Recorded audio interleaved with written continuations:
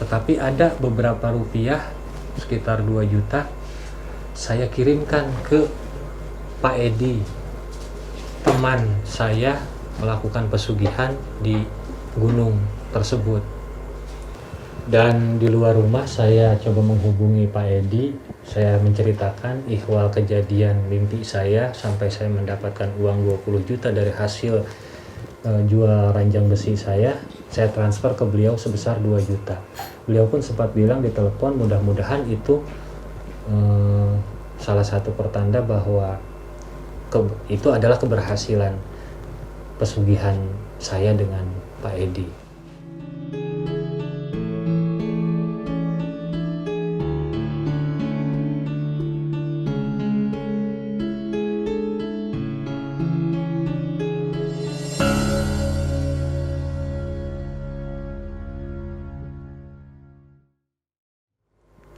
Setelah itu saya memulai usaha di halaman rumah saya dengan uang hasil penjualan ranjang besi tersebut, yaitu berjualan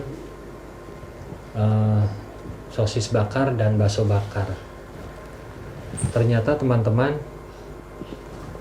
di dalam perjalanan proses saya berjualan sosis bakar tersebut, saya pun tidak menyangka sangat cepat sekali saya mendapatkan kesuksesan. Hampir dari setiap tetangga-tetangga kampung membeli sosis bakar buatan saya. Begitupun bakso bakar buatan saya. Dalam satu hari, pendapatan saya dari menjual sosis bakar itu tidak kurang dari 1 juta rupiah. Pada saat itu sangat besar sekali. Sehingga saya bisa membeli peralatan dan bahkan saya bisa membuka cabang baru. Saya mulai membuka cabang baru sosis bakar. Saya beri nama sosis bakar Ayu, yaitu nama saya. Dan dalam jangka waktu hanya kurang dari 1 bulan, saya sudah punya 3 gerobak sosis bakar yang setiap gerobaknya itu kurang lebih modalnya sekitar 10 juta. Berjalannya waktu, setiap bulan saya transfer terus ke Pak Edi. Saya pun telepon ke Pak Edi, Pak, saya alhamdulillah sudah berkembang, Bapak bagaimana? Saya masih begini aja yuk, beliau jawab gitu. Dan kemungkinan besar yang berhasil dari pesugihan itu adalah saya, bukan Pak Edi. Maka dari itu, sesuai perjanjian, pada saat di gunung dan dengan kuncen tersebut, saya tetap mentransfer uang membantu perekonomian Pak Edi dengan keluarganya.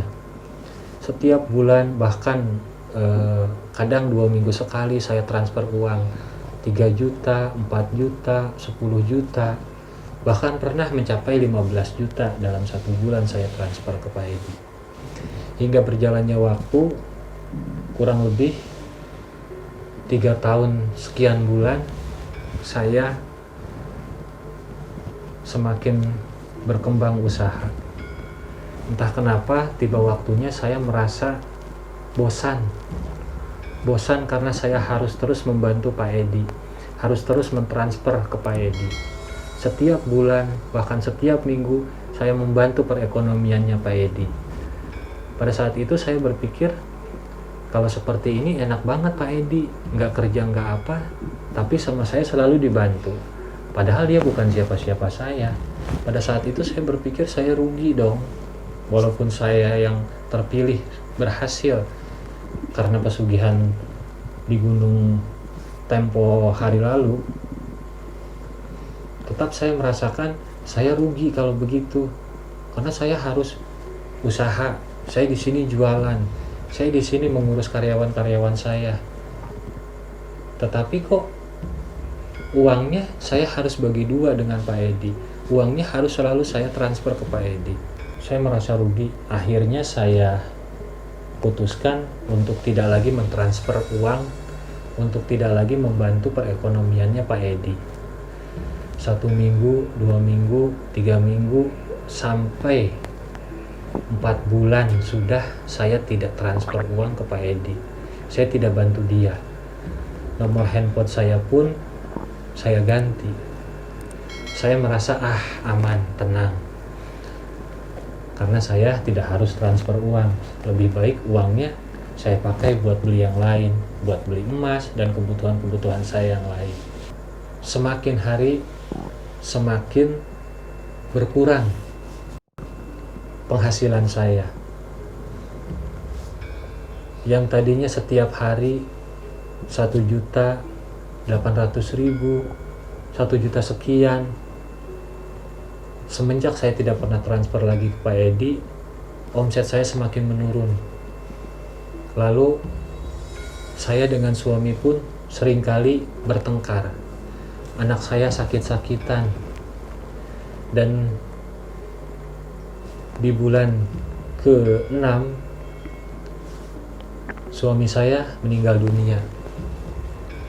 Saya semakin merasa tidak punya seseorang yang bisa dijadikan sandaran untuk saya. Ketika suami saya meninggal, disusul musibah kembali datang kepada saya, yaitu beberapa gerobak dagangan sosis saya terbakar. Terjadi kebakaran. Belum lagi ada peralatan-peralatan yang dicuri, yang diambil oleh anak buah saya, uang yang tidak disetor dan lain sebagainya. Terus bertubi-tubi musibah itu datang kepada saya tidak henti-hentinya. Dalam kurun waktu hanya 1 bulan, usaha yang saya bangun kurang lebih 3 tahun 4 bulan, ternyata dalam waktu 1 bulan saja langsung hancur seketika, bahkan tidak tersisa sepeser pun. Hutang saya di mana-mana, bahkan lebih berat, lebih perih keadaannya dari sebelum saya melakukan pesugihan di gunung tersebut. Hidup saya semakin nelangsa. Saya sudah menjadi seorang janda. Anak saya yang sudah besar pun seringkali sakit-sakitan, tidak bisa bekerja. Tubuh saya sudah kurus, hitam, bahkan benar-benar sudah tidak terurus. Rumah saya pun sudah hampir hancur, atap-atapnya bocor, genteng dan lain sebagainya. Bahkan saya banyak dijauhi oleh masyarakat di sekitar rumah saya. Saya sedih menangis. Perjalanan tersebut saya alami berbulan-bulan, bahkan bertahun-tahun, hingga saya tersadarkan dengan perjanjian yang saya langgar, yaitu saya tidak membantu Pak Edi, tidak mau meringankan beban Pak Edi. Namun saya bingung, saya harus menghubungi Pak Edi kemana, karena saya pun tidak pernah ke rumahnya. Saya belum tahu di mana rumahnya. Dari mulai saya bangkrut, saya tidak punya tempat tinggal yang layak. Sekitar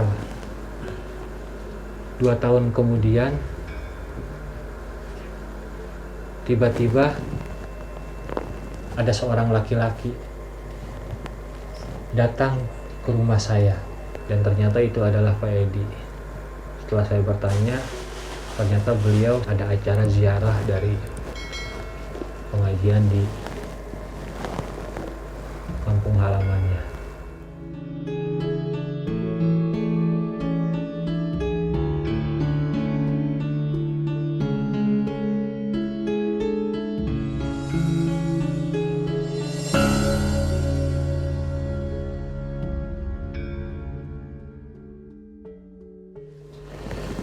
Sahabat Storymon ID, ternyata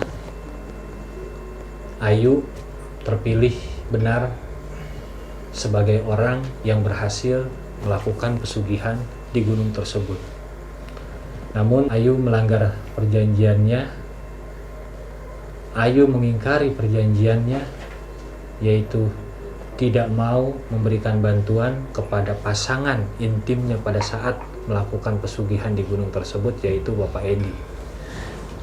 Alhasil, usaha yang dibangunnya dari awal hingga dia sukses hancur, berantakan, tidak tersisa. Musibah bertubi-tubi, bahkan lebih berat, lebih menyedihkan lagi dari sebelum Ayu melakukan pesugihan.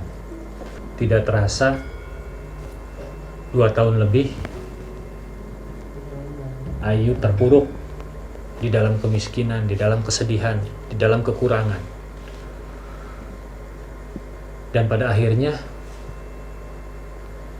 takdir mempersatukan, mempertemukan antara Ayu dengan Pak Edi. Pada saat itu Pak Edi sedang ada acara dari kampungnya untuk berziarah ke daerah yang dimana Ayu tinggal. Begini kisah Pak Edi.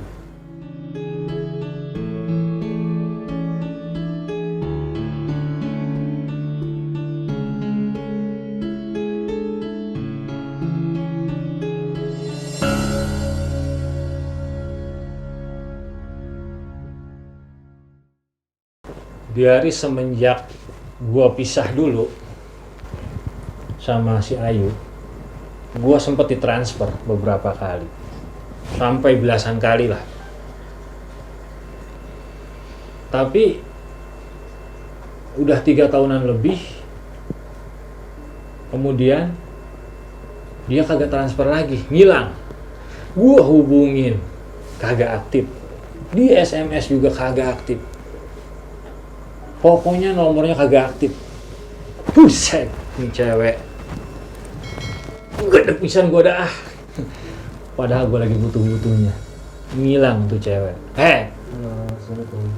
Parah bener. Akhirnya kagak kerasa waktu 2 tahun lebih. Di kampung gua waktu itu ada acara biasa dah, bapak-bapak, mama pengajian itu ngadain ziarah. Ziarahnya ke salah satu kota. Kotanya kota di mana si Ayu tinggal. Si Ayu tinggal di situ. Gue kagak kepikiran dah tuh. Waktu gue mau ziarah gue kagak kepikiran sama si Ayu. Ya gue mah ikut wae dah. Hitung-hitung gue wisata religi. Kan begitu. Gue berangkat dah tuh. Bini gue kagak ngikut. Kagak. Lah hidup gue juga masih biasa-biasa aja. Cumanan buat makan mah alhamdulillah ketemu. Gitu.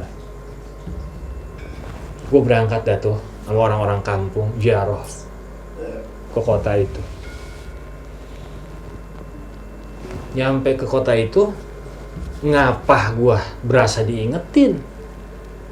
Gue ngeliat satu bangunan, inget dah tuh gue sama si Ayu. Buset. Lah gue dulu ke tempat ini nih. Begitu di hati gue. Gue dulu ke tempat ini nih. Iya. Ini si Ayu kan tinggal di mari. Gue inget-inget desanya. Gue masih inget nama desanya. Kita ziarah dulu dah tuh. Japan di ziarahan ceritanya nginep. Karena emang ziarah berikut mau wisata juga dah tuh. Nggak jauh dari laut. Jadi nyewa penginapan juga tuh jamaah-jamaah. Pagi harinya, waktu ziarah belum dimulai, gue keluar dah tuh. Gue izin sama ustadz daerah situ. Gue bilang aja alasannya gue mau nemuin temen yang udah lama kagak ketemu. Kebetulan tinggalnya di daerah situ juga. Ya gue diizinin dah. Gue berangkat dah tuh ke desanya si Ayu. Gue sebutlah nama tempat tinggal desanya si Ayu. Orang pada tahu di situ. Angkutan-angkutan umum yang ada di situ tahu desa itu. Lah emang desa itu dimasukin angkot. Jadi kalau mau ke desa itu tuh kita kudu naik angkot. Naik dah tuh. Kan gue tahu kalau si Ayu pengusaha sosis. Pengusaha sosis cakep dah. Kata kunci gue saat itu cuma itu doang. Ayu pengusaha sosis, begitu baik dah. Waktu mau masuk ke desa itu, nyampe di gerbang desa tuh, mobil angkot tuh. Gue ingat pisan dah tuh. Tuh gerbang desa belum berubah. Bentuknya belum berubah. Warnanya belum berubah. Itu pisan gerbang desa di mana gua sama si Ayu pisah waktu itu pulang dari gunung. Udah gue ingat pisan dah tuh. Ini bener ini. Udah kagak salah lagi ini pisan. Gua nanya dah tuh sama supir angkot. Bang, abang orang mana? Oh, saya orang sini. Dia bilang begitu. Orang sini mana bang? Iya, orang desa sini. Gitu dia bilang. Oh begitu bang? Iya. Abang kenal kagak sama yang namanya Ibu Ayu? Ibu Ayu mana ya? Pokoknya Bu Ayu itu dia orangnya putih. Anu dah bang, montok begitu. Gue bilang, adaan bang. Ya pokoknya cakep dah. Ada juga Ayu, orangnya hitam, kecil. Saya kenalnya itu, dia bilang. Hitam kecil. Agak bang, ini mah Ayunya putih, montok badannya. Begitu.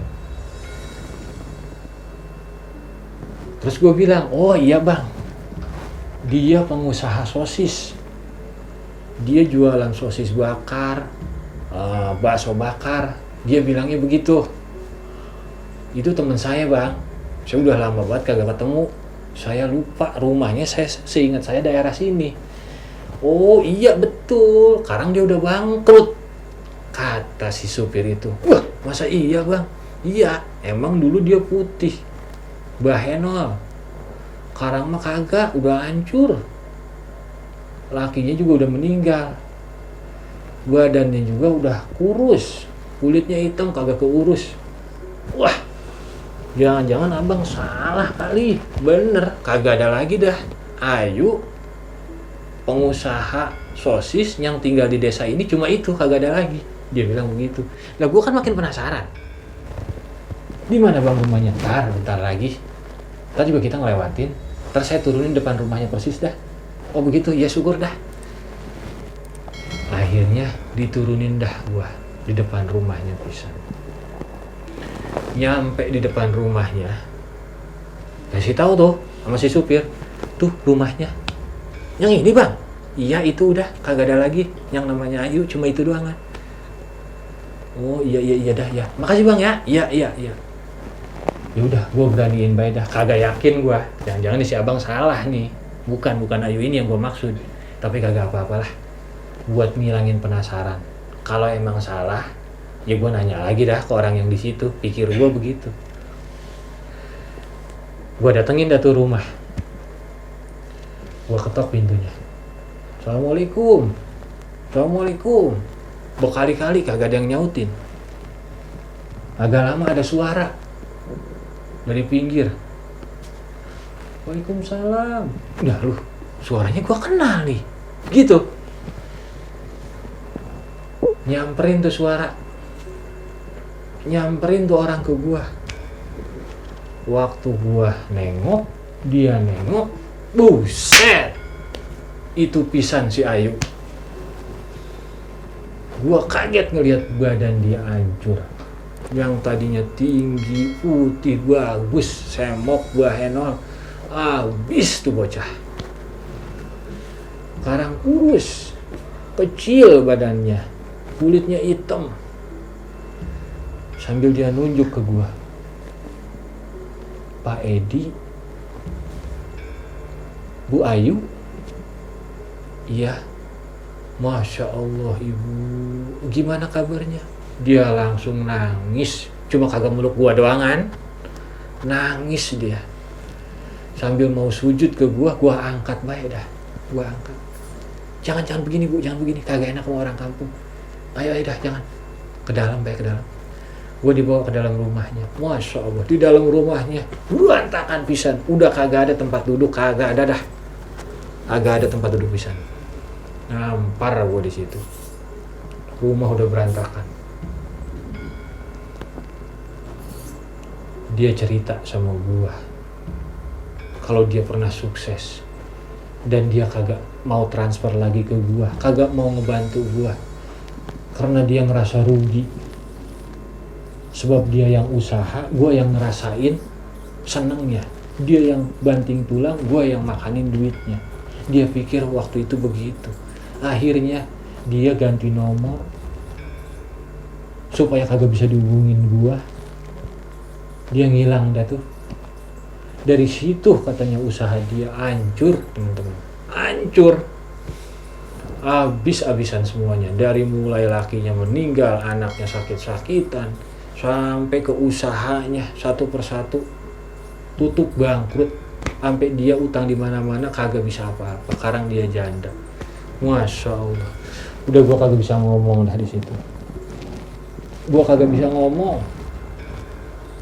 Gua kudu ngapain, gua kudu bagaimana. Nah sebab bukan gua yang melanggar janji, bukan gua juga yang berhasil dari pesugihan itu. Gua cuma bisa bagaimana lagi ya bu. Ini udah takdir kali. Mungkin emang ini udah resiko yang harus ibu terima. Saya nggak bisa bantu, sebab ibu juga yang ngelanggar. Saya bukan terus-terusan mau minta sama ibu waktu itu. Sebab memang ini kewajiban ibu yang udah berhasil ngebantu saya. Andai kata saya yang berhasil pun, saya pasti bakal ngebantu ibu terus-terusan. Cuma dikarenakan ibu yang ditunjuk jadi orang yang berhasil dari pesugihan itu, jadi ibu kudu ngebantu saya. Tapi karena ibu langgar dan akhirnya ibu kayak begini sekarang kondisinya, itu udah resiko ibu. Saya tidak bisa apa-apa bu. Saya udah nyerah. Saya cuma bisa doain sekarang buat ibu, biar ibu dikasih sehat, biar ibu cepat bertobat. Ibu mulai lagi semuanya dari nol dah. Anggap baik kita udah kagak saling kenal lagi. Bukan saya mau mutus silaturahmi. Saya bilang begitu sama ibu, sama si ibu Ayu. Bukan saya mau mutusin silaturahmi ya bu. Sebab ibu udah melanggar perjanjian, saya udah kagak mau masuk lagi ke dunia itu. Dari situlah si Ayu itu nangis kagak berhenti-berhenti. Dan karena gua kagak mau jadi fitnah orang-orang kampung situ, gua pamit dari rumahnya Ayu. Gua langsung pulang, balik lagi ke penginapan, nemuin jamaah di sana. Itu kisah di mana gua pernah melakukan pesugihan di sebuah gunung yang mudah-mudahan kagak kejadian, kagak kealamin sama teman-teman semuanya di mari ya. Sebab kagak ada pesugihan yang benar-benar bisa bikin kaya tanpa tumbal. Sebab kagak ada pesugihan atau jalan pintas yang bisa bikin kita hidup mewah. Semua bakal ada yang dikorbankan. Semua bakal kembali lagi. Mudah-mudahan apa yang pernah saya alamin jangan sampai dialamin sama teman-teman semua, dan bisa diambil pelajaran, hikmah yang berharga dari kisah pribadi saya. Begitu aja kali dari saya. Kurang lebihnya saya mohon dimaafin. Wassalamualaikum warahmatullahi wabarakatuh.